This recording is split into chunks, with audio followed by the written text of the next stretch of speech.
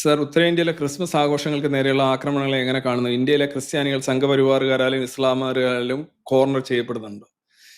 ഈ ക്രിസ്മസ് ആഘോഷങ്ങൾക്ക് നേരെയുള്ള അതിക്രമങ്ങൾ, ആഘോഷത്തിന്റെ പിന്നെ സംഗതികളെല്ലാം അടിച്ചിടുക, ഇവിടെ ഇത് വെക്കണ്ടെന്ന് പറയുക, ഇത് ഒന്നാമത് വളരെ ഭരണഘടനാ വിരുദ്ധമായ ഒരു കാര്യമാണ്. ആർട്ടിക്കിൾ 25 നമുക്ക് നൽകുന്ന ഏത് അന്ധവിശ്വാസങ്ങളിൽ അഭിരമിക്കാനായിട്ടുള്ള അവകാശം, ഏത് മതത്തിലും വിശ്വസിക്കാനുള്ള അവകാശം, ഈവൻ പ്രൊഫസ് ചെയ്യാനും പ്രാക്ടീസ് ചെയ്യാനും ഒക്കെയുള്ള അവകാശമുണ്ട്.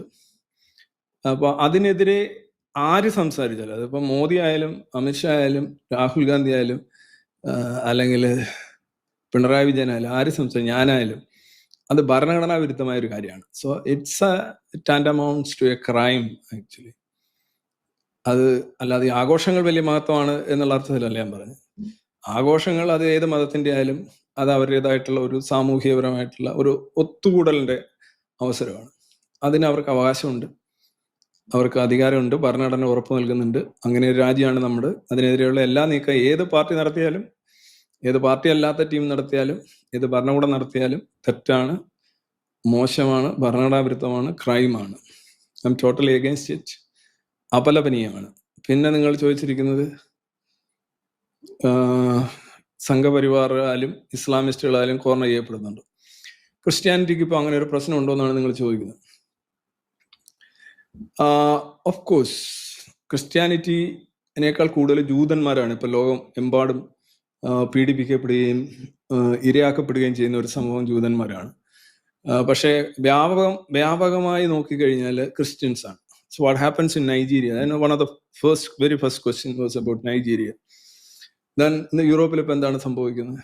പല ക്രിസ്മസ് ആഘോഷ പരിപാടികളും, ഞാൻ ഇന്നലെ ഉസ്ബെക്കിസ്ഥാനിലെ ഒരു വീഡിയോ ഉണ്ട്. ഒരു ക്രിസ്മസ് ട്രീയിൽ ഒരാൾ കൊണ്ടുവന്ന് 4 ചുറ്റുവട്ടം ഇങ്ങനെ കറങ്ങിയിട്ട് കൊണ്ടുവന്ന് കാർ ഇടിച്ച് കയറ്റി നശിപ്പിക്കുന്നു. ചുമ്മാ ഇഷ്ടമല്ല. സിറിയയിൽ നമ്മൾ കഴിഞ്ഞ വർഷം കണ്ടു, മുസ്ലിം രാജ്യങ്ങളിലും യൂറോപ്യൻ രാജ്യങ്ങളിലും ക്രിസ്മസ് ആഘോഷിക്കാൻ തന്നെ മനുഷ്യർക്ക് ഭയമാകുന്ന രീതിയിലുള്ള ഭീകരാക്രമണങ്ങളും പ്രതിഷേധങ്ങളും വളരെ ആക്രിമോണിയസ് ആയിട്ടുള്ള നിലപാടുകളും ഇസ്ലാമിസ്റ്റുകൾ സ്വീകരിക്കുന്നുണ്ടെന്നുള്ള ഒരു വസ്തുത തന്നെയാണ്.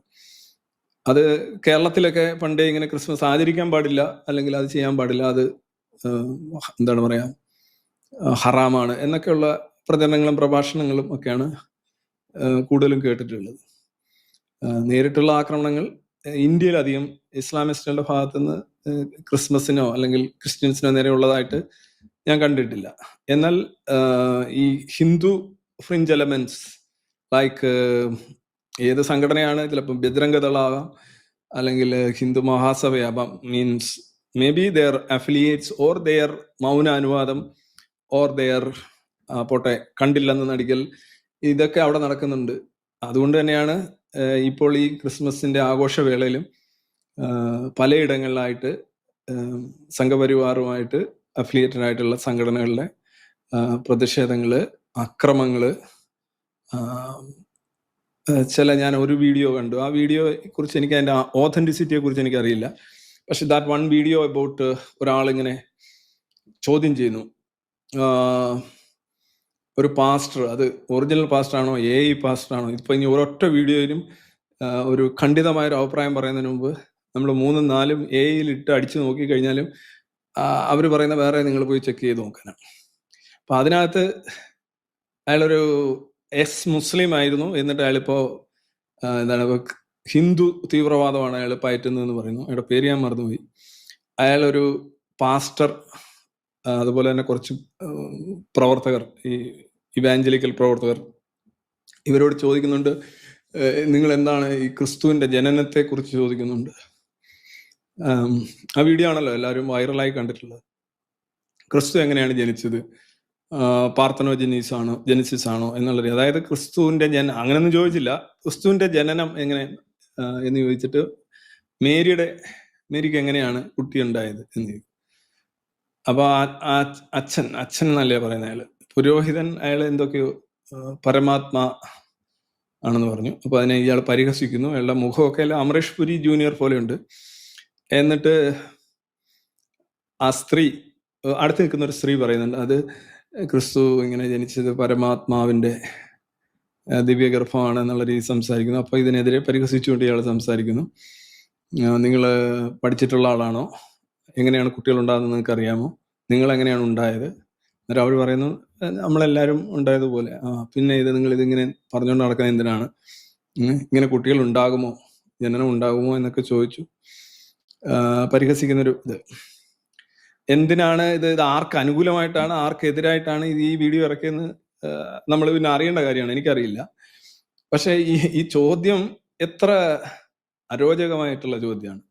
കാരണം ഈ മതങ്ങളിലുണ്ടാകുന്ന ഈ ഇത്തരത്തിലുള്ള ജനനം അല്ലെങ്കിൽ ഇത്തരത്തിലുള്ള പറന്നുപോയത്, ഹനുമാൻ ലങ്കയിലെത്തി സീതാദേവിയെ കണ്ടു എന്ന് പറയുമ്പം അതിനകത്ത് നിങ്ങൾക്ക് ഇങ്ങനെ ഒരു 100 ചോദ്യങ്ങൾ ചോദിക്കാൻ സാധിക്കുമല്ലോ. ഇപ്പം മുഹമ്മദ് ചന്ദ്രനെ പിളർന്നു എന്ന് പറയുമ്പം ആയിരക്കണക്കിന് ചോദ്യങ്ങൾ ചോദിക്കാൻ കഴിയും. അല്ലെന്നുണ്ടെങ്കിൽ രാമനും ലക്ഷ്മണനും ശത്രുഘ്നും ഭരതനും ഒക്കെ എങ്ങനെയാണ് യാഗത്തിന്റെ പായസം കഴിച്ചപ്പോൾ അവരെങ്ങനെയാണ് കുട്ടികളുണ്ടായത് എന്ന് ചോദിച്ചു കഴിഞ്ഞാൽ ഇതെല്ലാ മതങ്ങളും പരസ്പരം ദേ ആർ ഓൾ ഹാൻഡിക്യാപ്റ്റ്. ഇവരാരും തന്നെ യുക്തിയോ തെളിവോ അല്ലെങ്കിൽ വസ്തുതയോ സത്യസന്ധതയോ ഒന്നും വെച്ച് മുന്നോട്ട് പോകുന്ന കച്ചവട സ്ഥാപനങ്ങളല്ല മതങ്ങൾ. അവർ ബിസിനസ് ഫേംസ് ആയിരിക്കും എല്ലാം. പക്ഷെ അവർക്ക് അങ്ങനെ സത്യമായിട്ടോ വസ്തുതയായിട്ടോ തെളിവായിട്ടോ യാതൊരു ബന്ധവുമില്ല.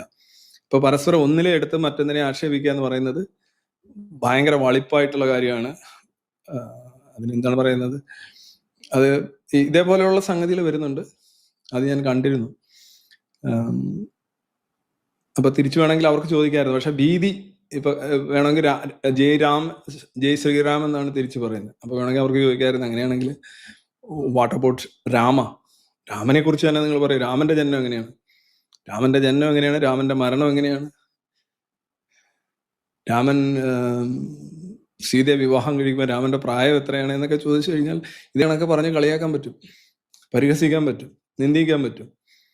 അതിലൊന്നും വലിയ മഹത്വമുള്ളതായിട്ട് എനിക്ക് തോന്നുന്നില്ല. മതങ്ങൾ തമ്മിൽ പരസ്പരം ഒരിക്കലും അങ്ങനെ ചെയ്യരുത്. പിന്നെ മതങ്ങളും മതരഹിതരും ആയിട്ടുള്ള ഒരു സംവാദത്തിൽ നിങ്ങൾക്ക് വേണമെങ്കിൽ ഇതൊക്കെ ഉന്നയിക്കാം എന്നുള്ളതല്ലാതെ മറ്റേതിനകത്തൊട്ടും ഭംഗിയില്ലാത്ത കാര്യങ്ങളാണ്. പിന്നെ ക്രിസ്ത്യാനിറ്റി വേട്ടയാടപ്പെടുന്നുണ്ടോ എന്ന് ചോദിച്ചു കഴിഞ്ഞാൽ ഓഫ് കോഴ്സ് ലോകമെമ്പാടും ഇപ്പോൾ അവർക്ക് ബിക്കോസ് അവർ മതപരമായ ഉദാസീനമാകുന്നു. അതിനകത്ത് 1-2 ചില തീവ്ര ഗ്രൂപ്പുകളുണ്ട്. ഈ പെന്തോ ലൈക്ക് അവരൊഴിച്ചു നിർത്തിയ ബാക്കിയൊക്കെ കുറച്ചുകൂടെ ഒരു പണ്ടത്തെ ഒരു ഒരു ഒരു വീര്യം ഇൻ ദ സെൻസ് ദാറ്റ് മതവെറി, അത് തന്നെയാണ് കറക്റ്റ്. അതൊക്കെ കുറഞ്ഞ് കുറച്ച് ഡെമോക്രാറ്റൈസ്ഡ് ആയി, സെക്കുലറൈസ്ഡ് ആയി. അതുകൊണ്ട് അവര് തന്നെ അവർക്ക് താങ്ങാനാവാത്ത കുറെ നിയമങ്ങൾ കൊണ്ടുവന്നു. ലോകത്തെ സെക്കുലറിസത്തിന് യഥാർത്ഥത്തിൽ ക്രിസ്ത്യാനിറ്റിയുടെ സംഭാവന വളരെ വലുതാണ്. കാര്യം ക്രിസ്ത്യൻ രാജ്യങ്ങളാണ് കൂടുതലും സെക്കുലറായിട്ട് മാറിയിട്ടുള്ളത്. അപ്പം അതൊക്കെ കൊണ്ട് തന്നെ അവരൊരു മൂലയിലേക്ക് പോകുന്നുണ്ട്. അപ്പം ആ ഒരു രീതിയിൽ തന്നെ വെച്ച് നോക്കുകയാണെങ്കിൽ കുറച്ച് അതിനെതിരെയുള്ള ചില മൂവ്മെന്റ്സും വരുന്നുണ്ട്. ഞാൻ ഈ പോളണ്ടിന്റെ കാര്യം കഴിഞ്ഞ ലൈവിൽ പറഞ്ഞു. ഒട്ടും പോളിഷ് അല്ല. പോളിഷ് എന്ന് പറയുന്നത് പോളണ്ടിന്റെ അഡ്ജക്റ്റീവ് ആണ് പോളിഷ്. പക്ഷെ അത് വേറൊരു അർത്ഥമുണ്ട്, പോളിഷ് അല്ലാത്ത പോളണ്ട് എന്നൊരു ലൈവ് ഞാൻ ചെയ്തിട്ടുണ്ട്, ശ്രദ്ധിച്ചാൽ മനസ്സിലാവും.